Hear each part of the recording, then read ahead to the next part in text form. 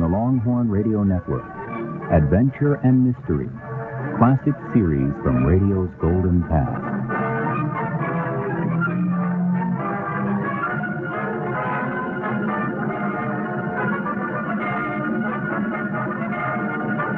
Presenting Clive Brooke in The Secrets of Scotland Yard. How do you do? This is Clive Brooke. I was going to call this week's casebook history The Case of the Lucky Murderer, but that would be wrong. If a man accused of murder is reprieved, then one has no right to call him a murderer. But in this case, guilty or not guilty, a reprieve might not have been forthcoming, save for an element of luck quite unique in the casebook histories of Scotland Yard. I use the word luck, but it is not a favorite of mine. I don't like to think that our lives are governed entirely by chance happenings. One's efforts become reasonless. On the other hand, who has not experienced some inconsequential happening that has changed the whole course of their lives? Instead of luck, shall we call it fate? Alexander Campbell Mason, a young Scot, stood his trial for murder at the Old Bailey in the spring of 1903. Now, whether it was luck or chance or fate, or whatever you care to call it, the fact that a shower of rain started on a certain day at a certain hour almost certainly saved him from the gallows.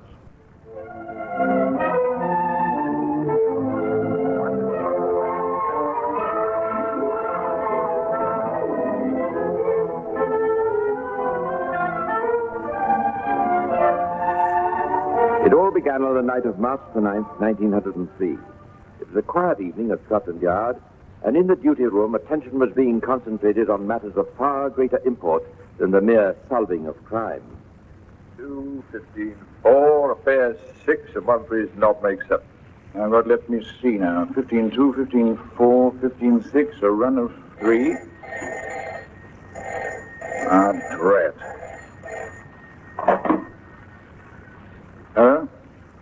Yes, speaking. What's that? Where'd you say? Yes.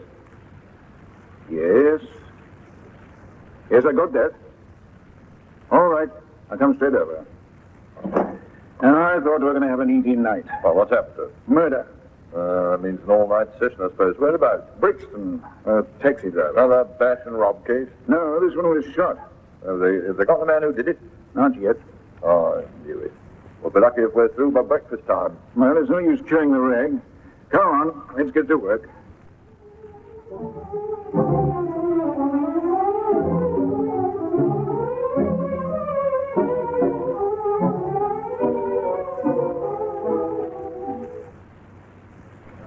Fire away. You've identified the victim, of course? Yes, sir. Jacob Dickey.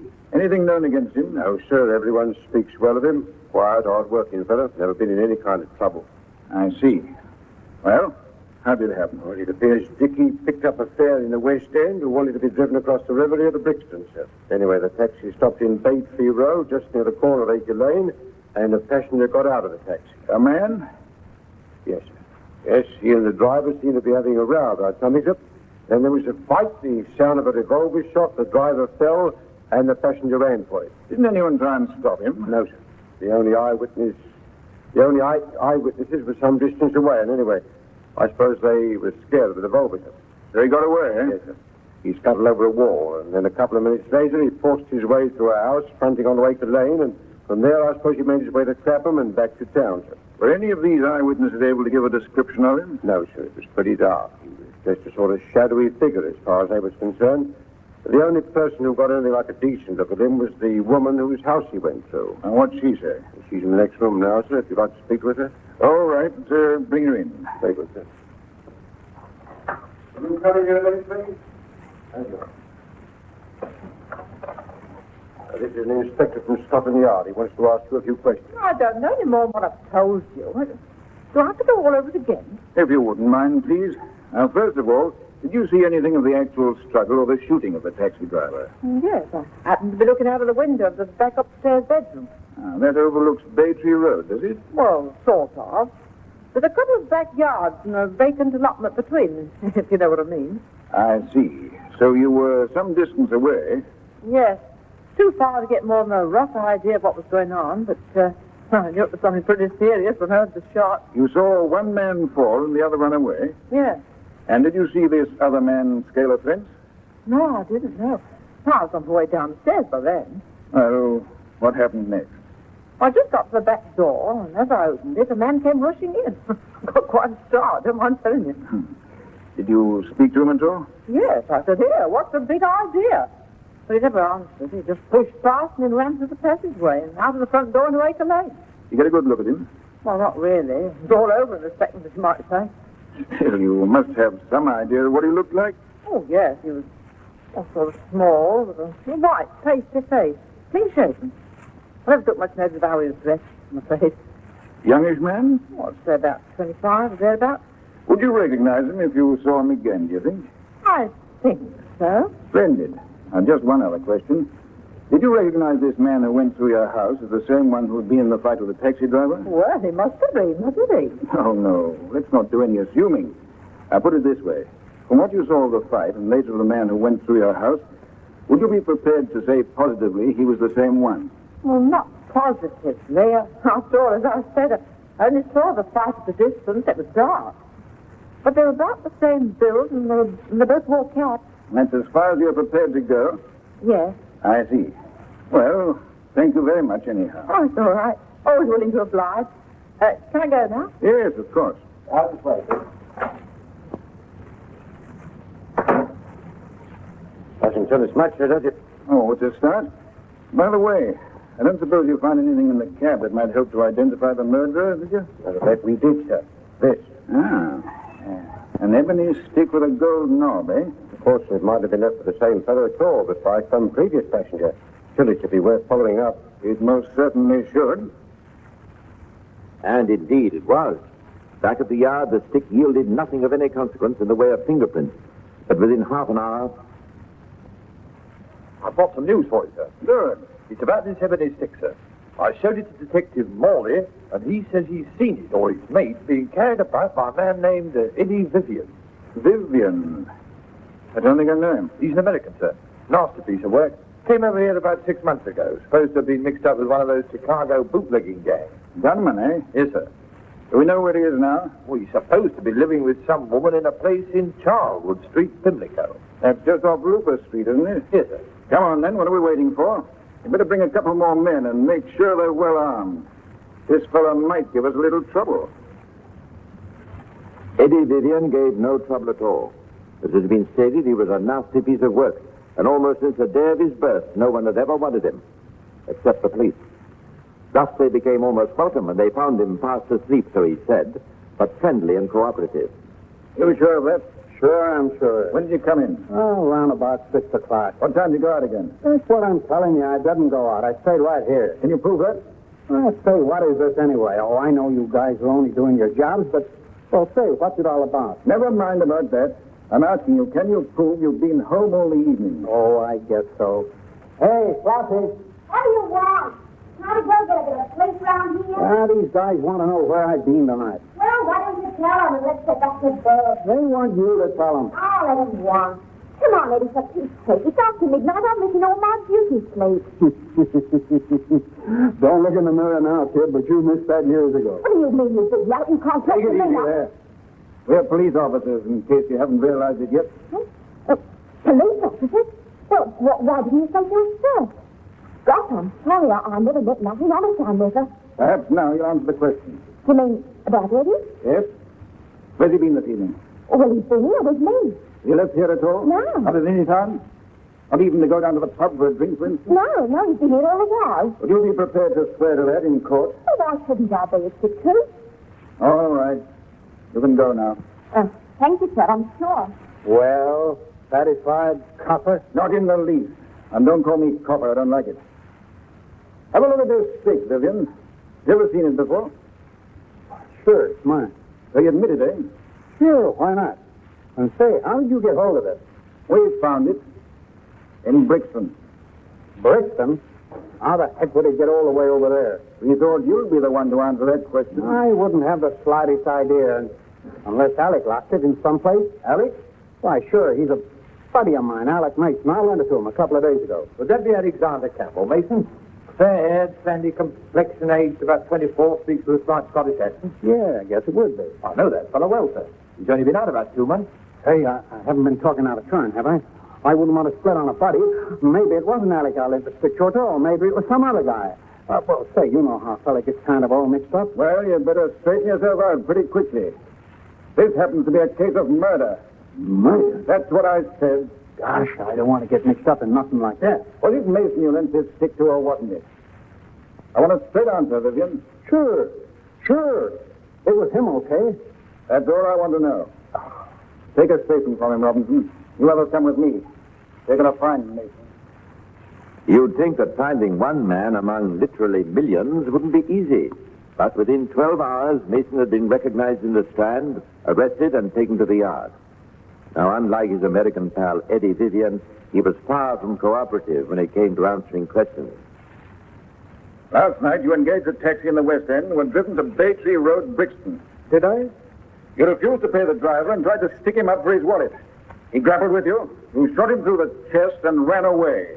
You tell a great deal about me, don't you? You jumped a wall, forced your way through a house into Acre Lane, and made good your escape. Unfortunately for you, you left this behind you in the taxi. A black ebony gold-knobbed stick. Recognize it? I am not talking. You might as well, you know. Why not be sensible, Mason? We have the goods on you, so denials are useless.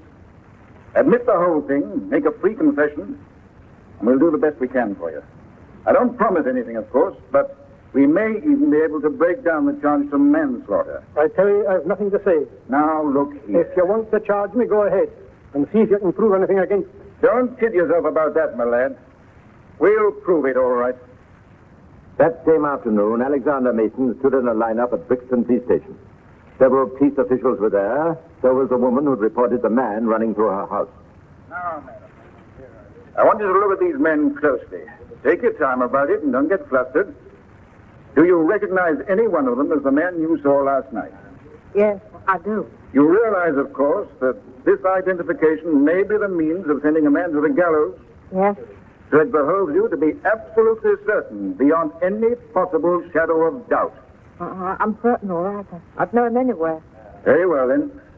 Now, which one is it? M. Red one, little one, first on the left. Why, that's Mason.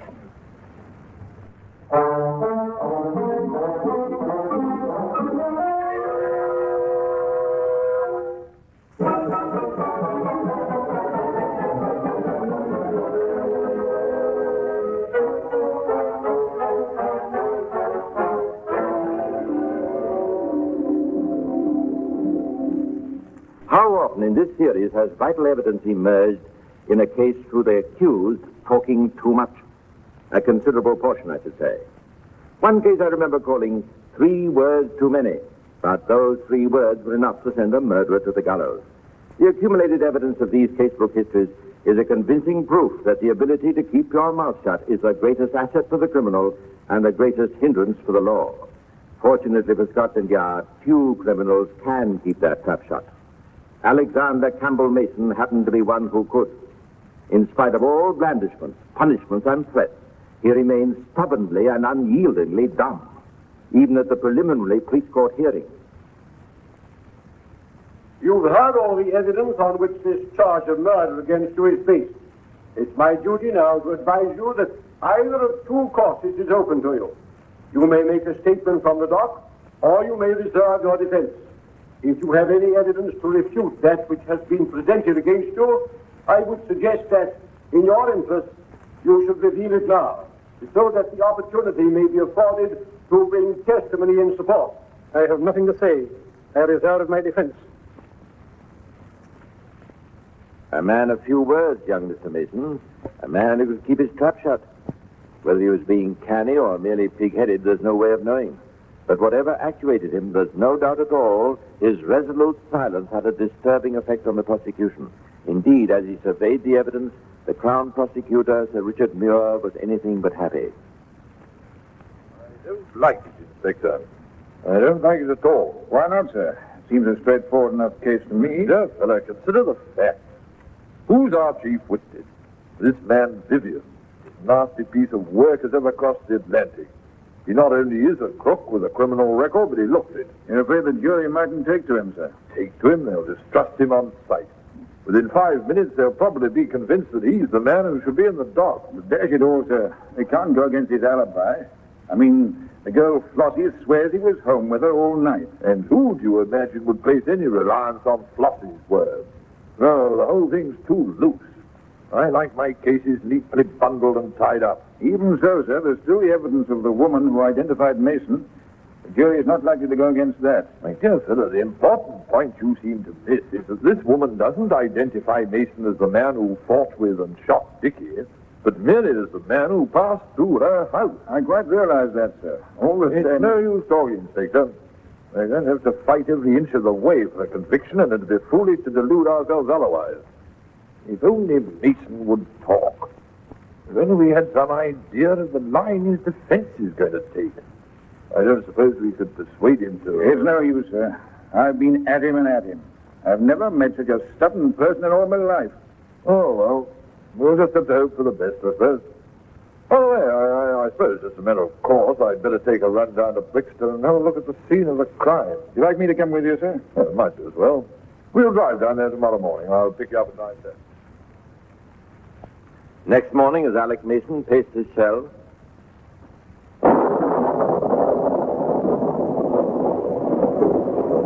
Raining again. Oh, what a climate. And the Summers has the nerve to talk of Scotland. if he'd realized just what that rain meant, if he'd realized what the chance circumstance of it happening to fall at this particular time was to mean to him, the very difference between death and life, I wonder what he'd have said. For at the precise moment it began to fall in real earnest, a car pulled up in Bay Tree Road, Brixton.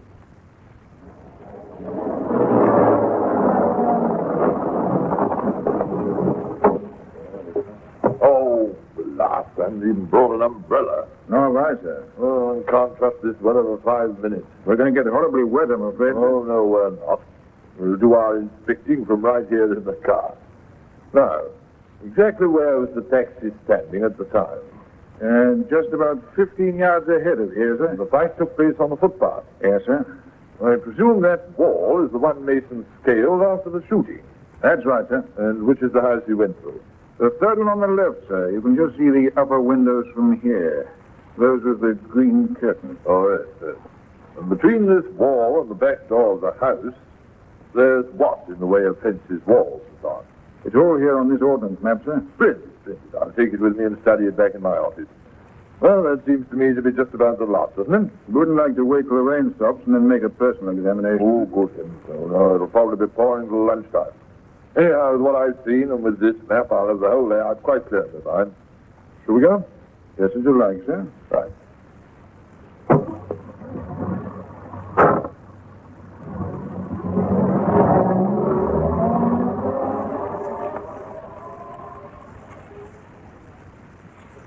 Lucky Alec Mason. If you only knew on how narrow a thread your life hung that morning when Sir Richard Muir visited Brixton. Suppose, for instance, it hadn't been raining. Suppose the sun had been shining brightly, as it does sometimes in London. But let's stick to the facts, shall we? The facts are these. Mason's trial duly began at the Old Bailey. On the whole, the American, Vivian, acquitted himself in the witness box much better than the prosecutor had dared hope. And by the time the last of the Crown witnesses had been examined, a strong circumstantial case had been made out against the prisoner. And then, at long last, Mason broke his silence. Aye, I was in the taxi, all right. I'm not attempting to deny it. And will you deny, sir, that when Dickie stopped his taxi in Bay Tree Road, Brixton, you presented a revolver at him and demanded his wallet? He was stuck up and told to hand over, but not by me. Indeed. Then are we to presume there was a third person in the taxi? Aye. Would you mind telling the court who this other person was? Eddie Vivian. That's all right. Don't look at the wrong George. And go. You say Vivian was with you. Do you propose to call any evidence in support of that? Why should I? It's not his word against mine. So you say it was Vivian and not you who held up the taxi? Yes. But it was you who became embroiled in the fight and who fired the shot, wasn't it? No, I had naught to do with it. It was Eddie Vivian. You've heard the evidence of previous witnesses, Mason. Several people saw the fight and saw Dickie fall, yet not one of them has mentioned the presence of a third person. How do you account for that? I was in the cab. What was going on? I hadn't been seen. In the cab, eh? And at what stage of the proceedings did you leave the cab? Straight after the shooting. Vivian bolted for it, and so did I. But surely, if you had nothing to do with it, if your hands were free, as the saying goes, there was no need to run, was there? Wouldn't you have done better to have stopped and gone to right assistance? I was scared. Scared of what? Of being blamed for the whole thing. It's only natural. A fellow must record. You mean you didn't think the police would believe your protestations of innocence? That's right. And yet you expect this court to believe them now? Well, now let's proceed. You ran from the scene. Then you did what? I jumped the wall, And then? climbed a couple of backyard fences, then pushed past a woman and ran through the passageway of a house out into Acre Lane. I want you to look at this ordnance map. Ah, you see this dotted line? Would you say that followed the route you took? Over this wall, over these fences, and through the house? Aye, more or less. And what was Vivian doing while all this was going on? He was about 20 feet ahead of me. Are we to understand that he, as well as you, made his escape through the passageway of this house? No. Through some other house, further along it? No. Look at this map again. You observe all these houses fronting Acre Lane are terrace houses. That's so, isn't it? Mm-hmm. Then if he didn't escape through one of these, by what other possible route could he have got through to Acre Lane? He didn't. He didn't. No. I turned right, see, and he turned left. He went through this vacant allotment here and came out on the Sudbury Road. May I see the map for a moment? Certainly, my lord. Thank you, yes. Yes, I see what the prisoner means. I am not well acquainted with the area, but it does seem feasible a man could escape that way. Proceed, Sir Richard. Thank you, sir.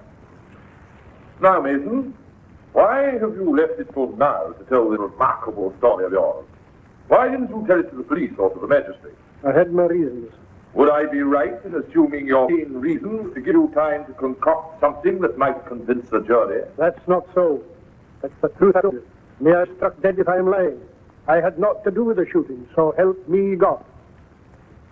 You can imagine what a sensation Mason's evidence caused. Up to this time, there seemed to be no question whatever of his guilt. But now, well, he could be telling the truth.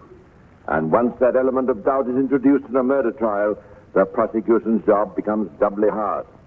Moreover, Sir Richard was now in the unenviable position not only of having to prosecute Mason, but at one and the same time to defend his own chief witness, Vivian.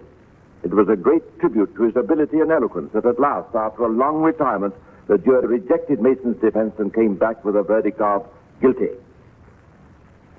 Listeners at the bar, you have heard the jury's verdict. Have you anything to say before I pass sentence upon you?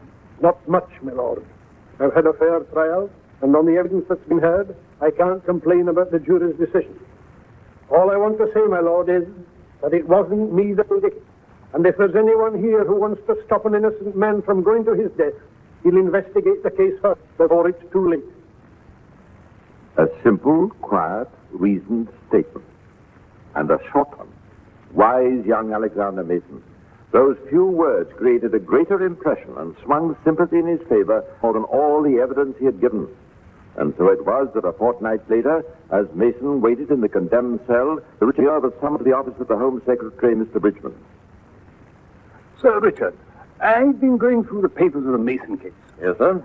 I must say the weight of evidence is all against Mason, and that the jury arrived at quite a proper verdict. I'm glad to know you feel that. Nevertheless, there does seem to me some slight element of doubt, as I'm sure you'll be the first to admit. You mean that cock and bull story Mason told involving Vivian, sir? I'm not so sure it is a cock and bull story.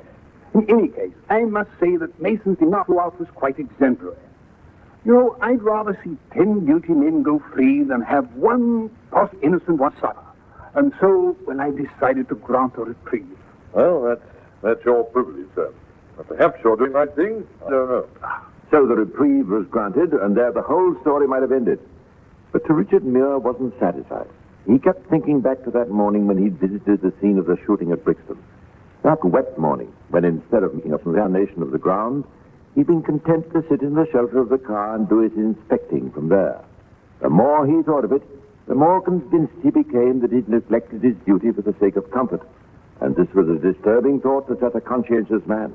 And so one day, one fine day...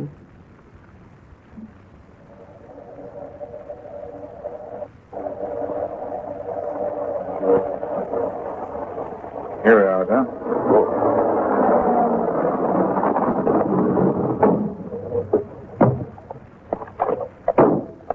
Now, let's recapitulate briefly, shall we? Here's where the taxis stopped. Here's where the fight took place. And here's where Mason, on his own account, Vivian as well, scrambled over the wall. There's a gateway here. Let's go through. Certainly. So these are the backyards, eh? What a maze. I presume this low fence and the two beyond are the ones Mason scaled. And that's the back door of the house through which he forced his way into Acre Lane. That'll be right, sir. According to his story, Vivian continued on for a short distance, then turned left through a vacant allotment and emerged into Sudburn Road. Correct, sir. But, oh, hang it all, Inspector. There is no vacant allotment. Huh? What's that, sir? Oh, yourself. An unbroken row of houses. Vivian couldn't have escaped, as Mason claimed. It would have been humanly impossible. But the map, sir? Well, that map was obviously out of date. These houses are comparatively new. They must have gone up since then. Well, I'll be blown. Then that means... That means, Inspector, that Mason was lying in court. And if I hadn't been to a milk-stop, if we hadn't been so scared of getting our precious feet wet, I could have proved beyond all doubt that William couldn't escape this way, or any way at all. And therefore, Mason must have been the man who fired the fatal shot. What are you going to do about it, sir? The law's taken its course. Mason's been tried, found guilty, sentenced, and reprieved. There's nothing I can do. Only one can do. Saved by a rainstorm, eh? It just goes to show. As you say, Inspector, it just goes to show. It just goes to show what? That Alexander Campbell Mason was lucky? I don't like that word. Alexander Campbell Mason was reprieved because he was able to resist saying too much. Alexander Campbell Mason was a young man of considerable character. Mostly bad. Well, that's all for now. I'll be back again soon to tell you some more of the secrets of Scotland Yard. Meanwhile, this is Cy Brooks saying goodbye and pleasant sleep.